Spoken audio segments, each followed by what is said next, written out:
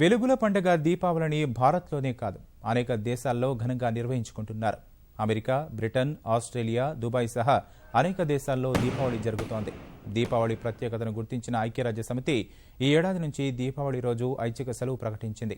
ఇకపై ఈ సంప్రదాయాన్ని కొనసాగించనున్నట్లు తెలిపింది.